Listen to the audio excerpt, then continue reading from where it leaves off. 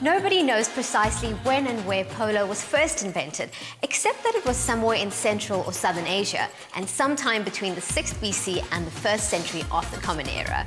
That offers a pretty wide field of play, but we do know that the modern form of the game can be traced to Manipur in India, and that the first polo club was established in the town of Silchar in Assam in 1833. Returning British soldiers imported the game to the UK, from where it spread to the New World as well as Africa. A polo match combines thrilling speed with an opportunity to show off some glamour, and both were on show at the Gatsby National Polo Event, which Kajal attended in Shongweni. Polo is a Balti word derived from the Tibetan hulu, meaning ball, and the equestrian game actually shares historical links with hockey in its various forms. India became the home of polo as we know it, with Maharajas and Maharanis fielding teams of off-duty cavalrymen locked in fierce competition. Civilians make up most of the players in South Africa today, but polo tournaments continue to be social events, as Kajal experienced.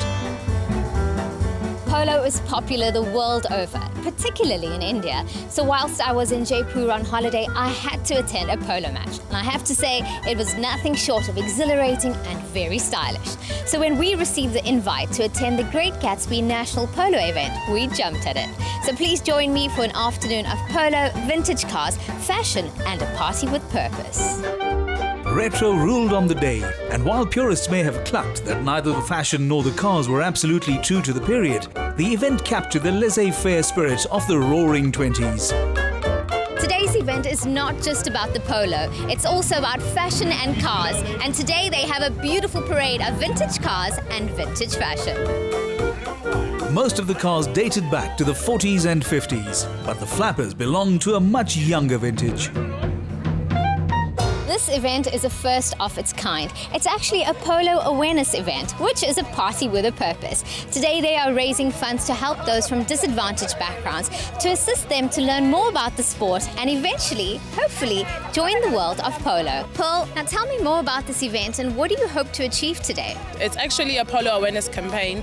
SA Polo Association approached us to raise funds, and since we're an NGO furthering education and tertiary, we decided to combine the two and just make it a whole big happy event. How will these funds be used? This money is going to help to further education for the unprivileged kids.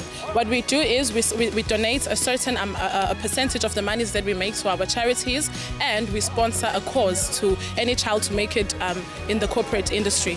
Various items of historical interest were up for auction, and while the Mahatma may have approved of the charitable aim, he may have struggled to reconcile satyagraha with rugby.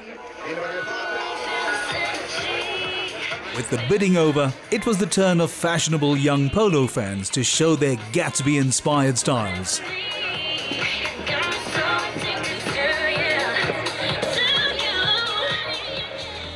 Fashion at the polo is just as important as anywhere else. It's one of the few sporting events where the fashion on the sidelines is watched just as much as the match itself.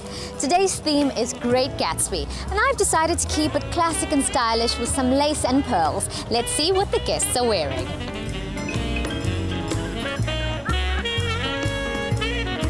I decided to go with the swing kind of a flare kind of a dress, and we decided to dress it up with a bit of gladiator heels and maybe a touch of turquoise in the hair just to break it down a bit. I've decided to wear something that's very fashionable and not too dark, so therefore I went with the florals for today. Great Gatsby has always been one of my favorite movies. My daughter and I drool about the dresses and things, and she helped me to put my outfit together. Such a wonderful opportunity just to have fun. And then of course I'm actually a blonde, so I'm now incognito with my black wig, and I'm loving it. Off the field, the only rule was not to take anything too seriously.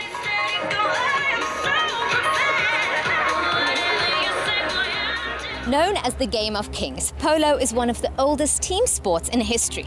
It is said that Persia and Central Asia had a hand in placing the sport on the books some 2,000 years ago, using polo as a way to prepare their warriors for battle. South Africa started off with polo some 150 years ago, thanks to the British, and the first game was played in 1874 in the Cape.